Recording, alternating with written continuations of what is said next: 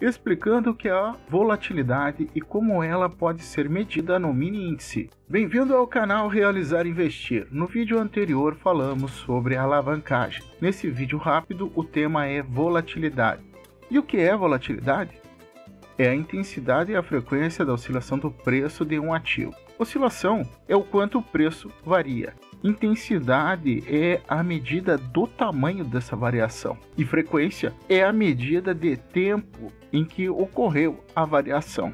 Um ativo com alta volatilidade significa que seu preço oscila muito. Para o investidor de longo prazo, essa métrica tem utilidade reduzida somente no momento de concretização da negociação de compra ou de venda do seu ativo. Mas para os operadores do mercado futuro ou de curto prazo, todos aqueles que fazem operações alavancadas visando antecipar movimentos de curto prazo, a volatilidade e as várias formas de medi-la não só são úteis, mas imprescindíveis, fazem parte da rotina. O objetivo do especulador é sempre antecipar movimentos, e a volatilidade tem dupla utilidade. Não só ajuda a buscar os movimentos de preço no timing correto, como também ajuda no gerenciamento operacional, visando adequar suas operações à realidade da variação do preço. E como ele faz isso? Há várias formas. A volatilidade, normalmente no mercado, é referido como vol, e é obtida numa fórmula matemática, que determina o desvio padrão, ou seja, a relação entre intensidade e frequência da variação do preço. Com ela, é obtido o grau de incerteza do preço em um dado momento.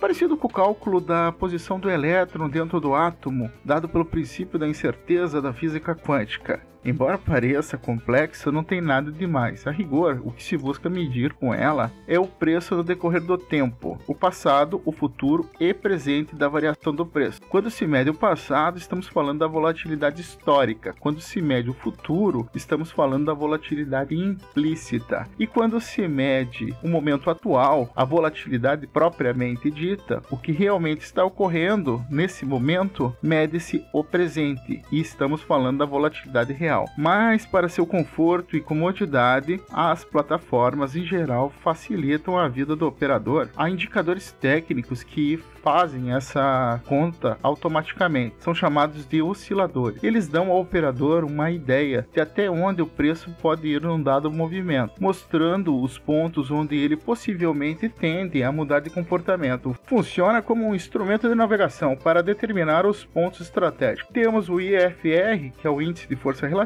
e o ATR, o Average True Ratio. Existem outros também. E todos eles medem a rigor a volatilidade. Há quem considere esses indicadores não só desnecessários como inúteis. E a rigor eles parecem ter razão. Há formas melhores de analisar a volatilidade e que não dependem de algoritmos. Vamos mostrar como se pode medir a volatilidade sem indicadores utilizando a amplitude média dos pregões, voltada mais para o day trade, por operações de day trade.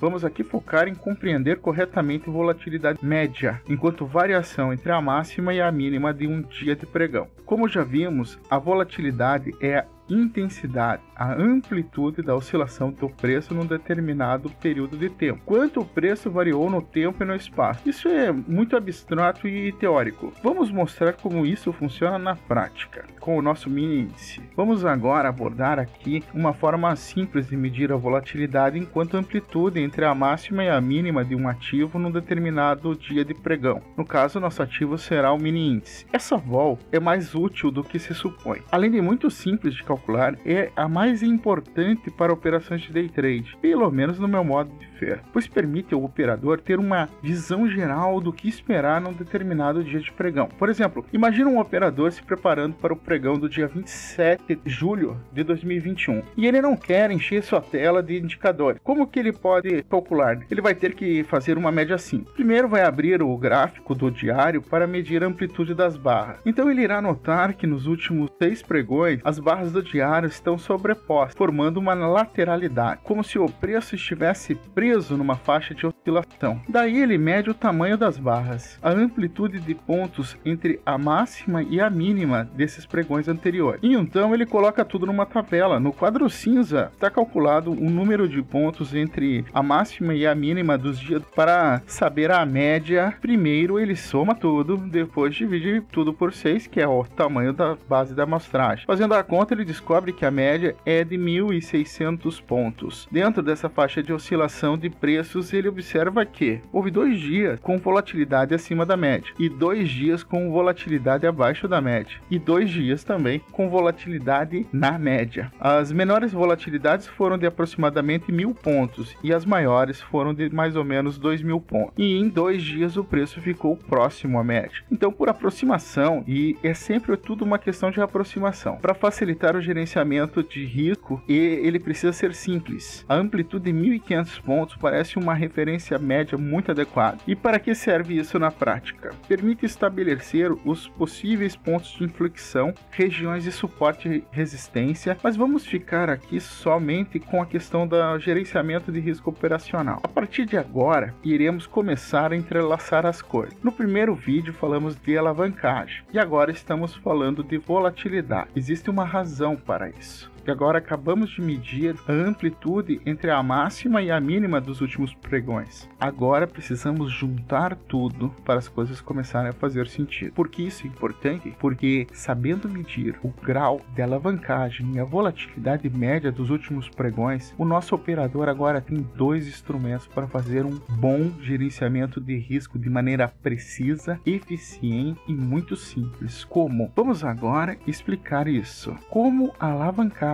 e a volatilidade se juntam. A alavancagem permite ao nosso operador conhecer o seu net power, ou seja, o seu efetivo poder de negociação, enquanto que, ao medir a volatilidade média, a amplitude média vai permitir estimar a oscilação esperada no decorrer do pregão. Permite estimar o tamanho médio dos movimentos, para ele ter uma visão realista das condições antes de operar. Note, no curtíssimo prazo, o que mais importa é fazer operações de alta probabilidade, desde o quanto o preço costuma variar entre máxima e mínima do decorrer do pregão. Isso permite calcular os stops e os alvos de suas operações, e dependendo do padrão da abertura, o operador já sabe até mesmo operar de acordo com as possíveis e prováveis movimentações do preço. Com essas informações, será possível fazer um gerenciamento de risco muito preciso, e é o que será discutido no próximo vídeo.